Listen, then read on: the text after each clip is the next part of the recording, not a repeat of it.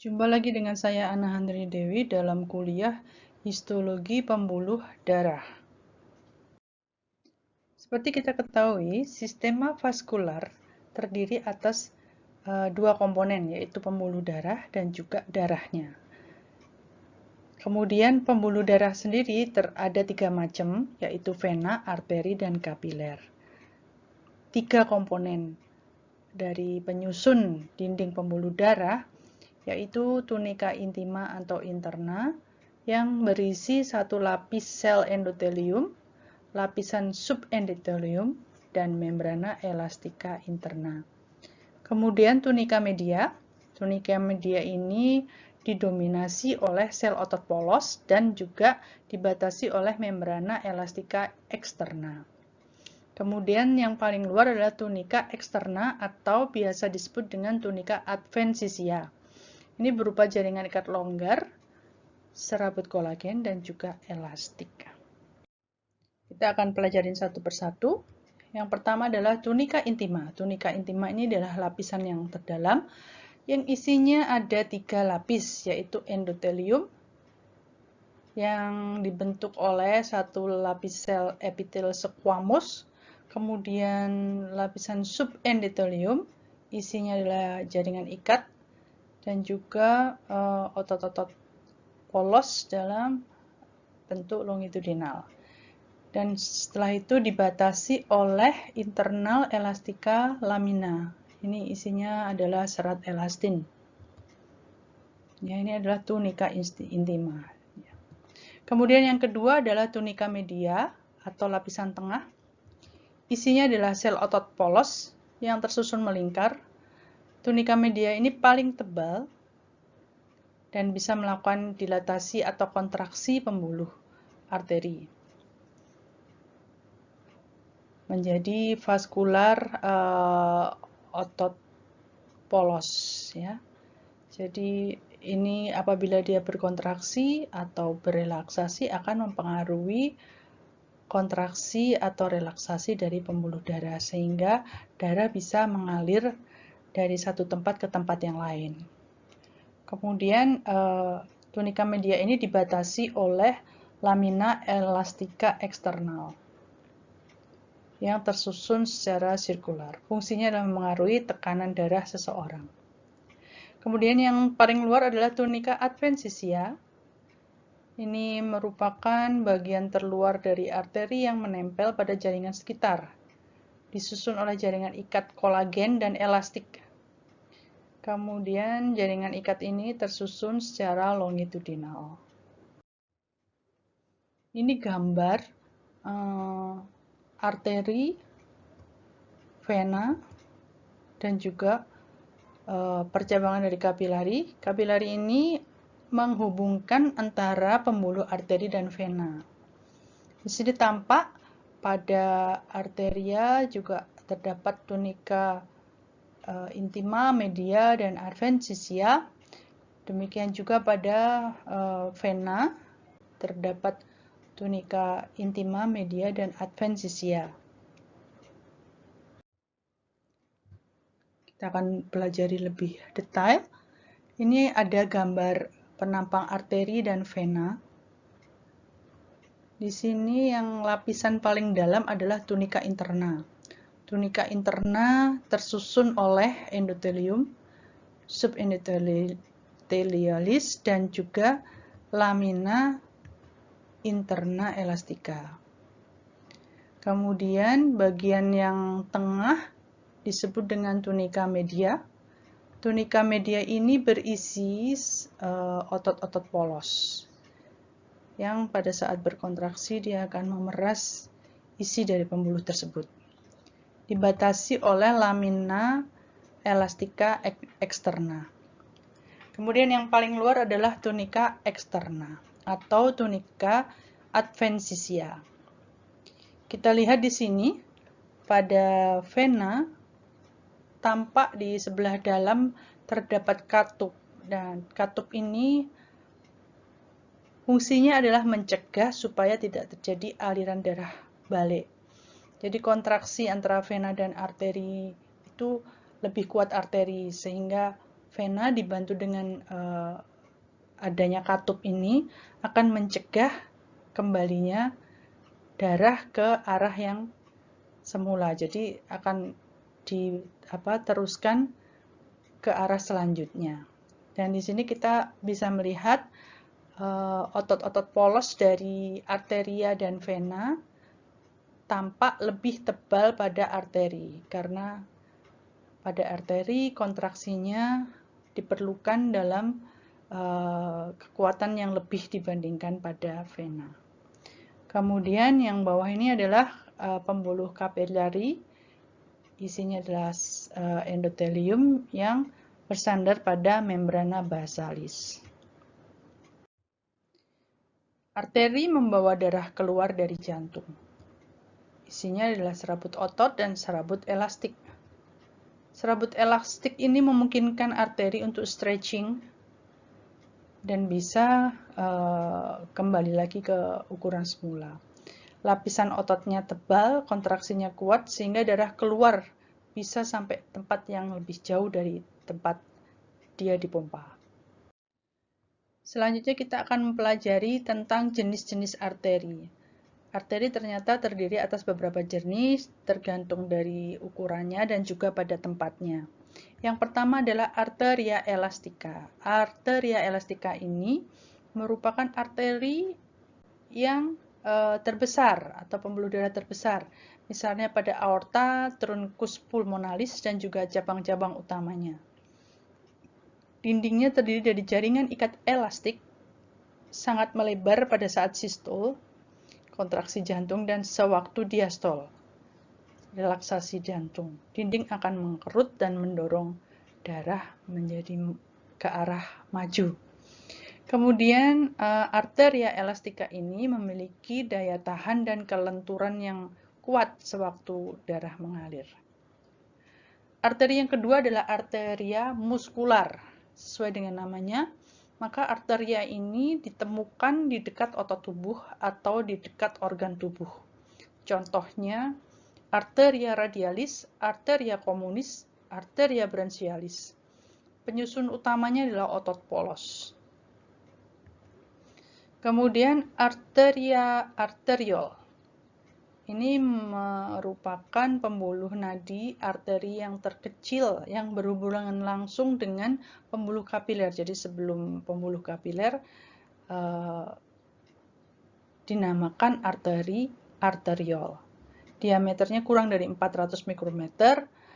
Kemudian lapisannya terdiri atas 1 sampai 5 lapis otot polos. Fungsinya mengatur distribusi darah ke anyaman kapiler, mempertahankan tekanan darah dalam sistem arteri. Selanjutnya adalah pembuluh kapiler. Pembuluh kapiler ini menghubungkan antara vena dan arteria. Kapiler ini menghubungkan arteriolal dan venula. Jadi dia adalah tempat terakhir di mana segala macam fungsi dari pembuluh darah akan berakhir di pembuluh kapiler tersebut, karena pembuluh kapiler ini langsung berada pada badan sel di setiap tubuh.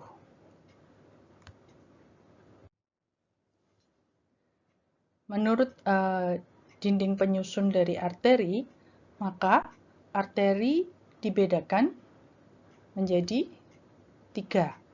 Yang pertama adalah arteria elastotipika. Ciri-cirinya adalah lamina elastika internalnya sukar dibedakan dengan tunika media. Kemudian tunika eksterna terdiri dari jaringan ikat fibroelastik.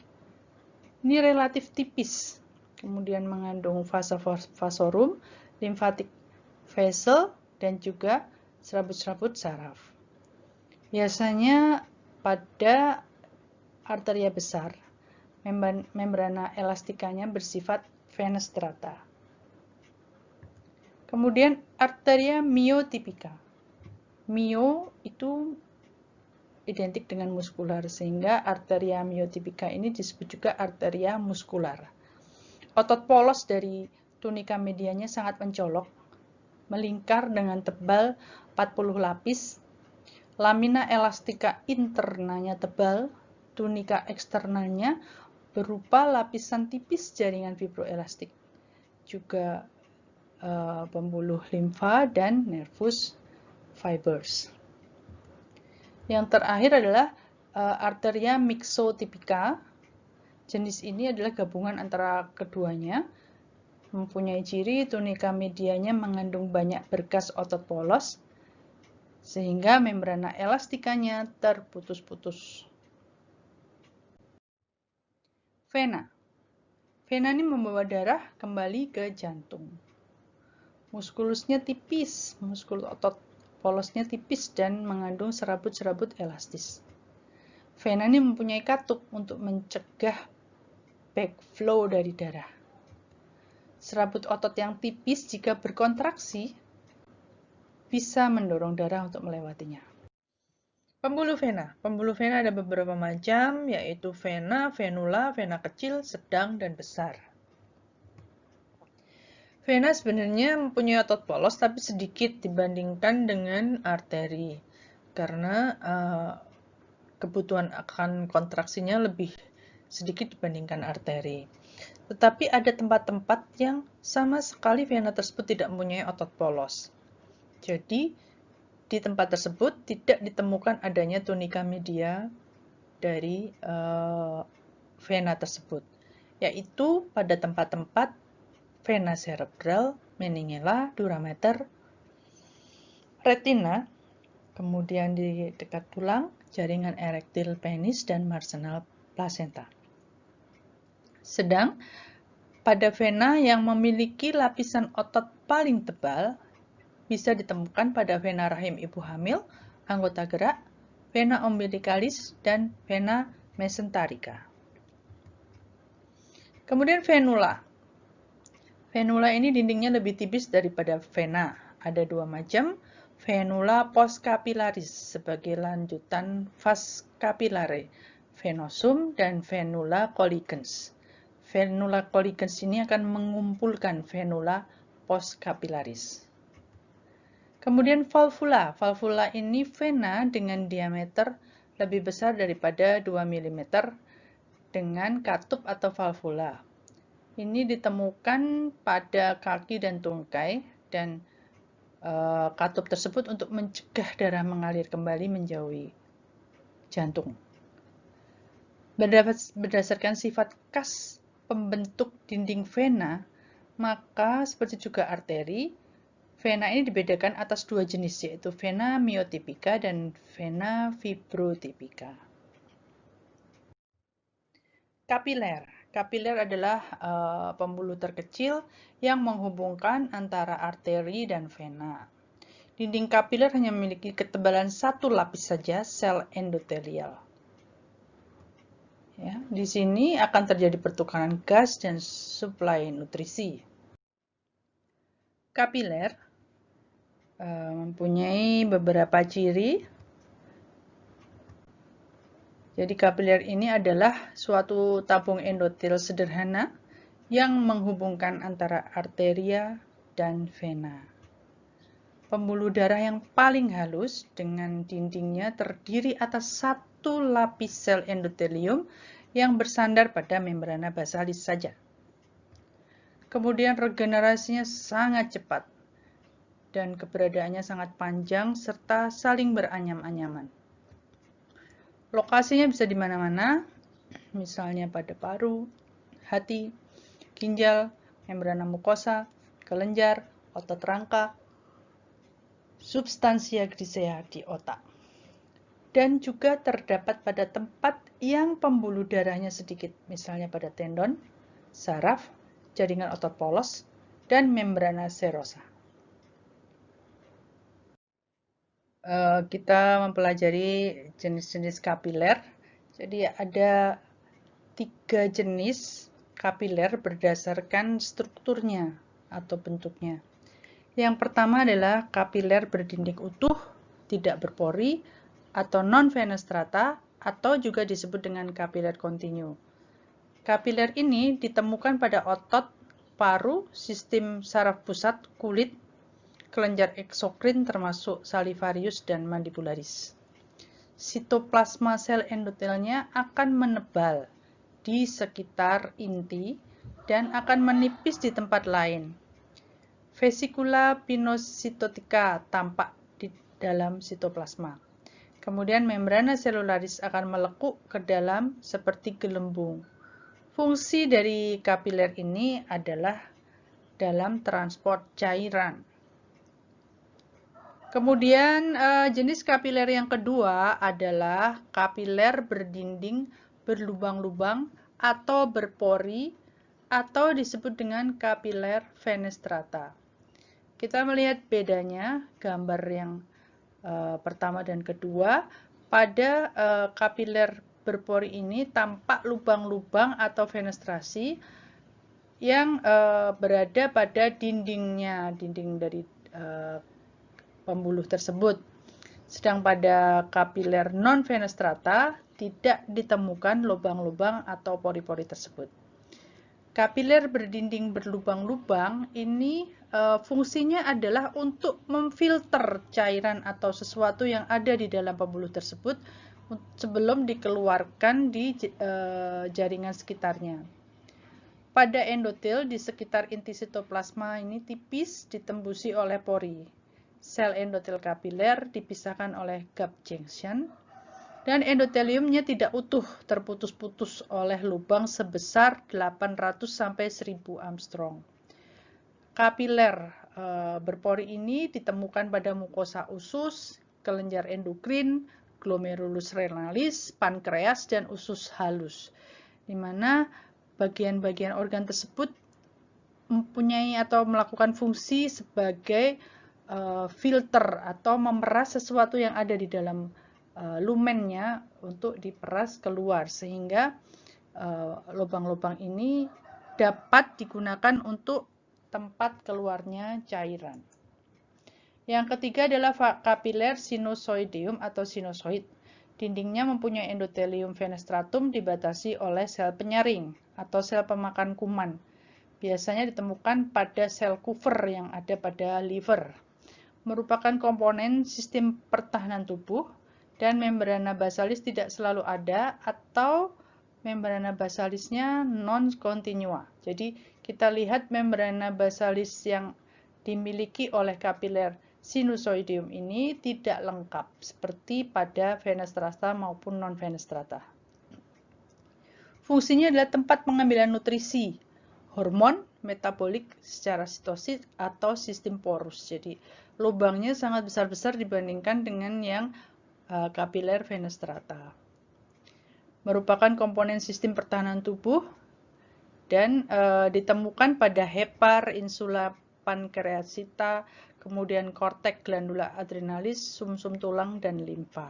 Dijumpai juga pada organ atau jaringan pembuat darah atau hemopoietik dan organ dalam yang terlibat dalam sistem ketebalan tubuh, misalnya limfoid. Sistema limfovaskuler tersusun oleh pembuluh-pembuluh berdinding selapis endotelium dan fungsinya mengumpulkan cairan limfa dari ruangan-ruangan di jaringan tubuh menuju ke dalam darah. Sirkulasi limfatik ini berjalan satu arah, yaitu ke jantung. Kapiler limfatik salurannya halus, buntu pada ujungnya, dinding tersusun atas satu lapis endotelium, dinding tidak berpori, dan tidak ada sonula occludens di antara sel-selnya.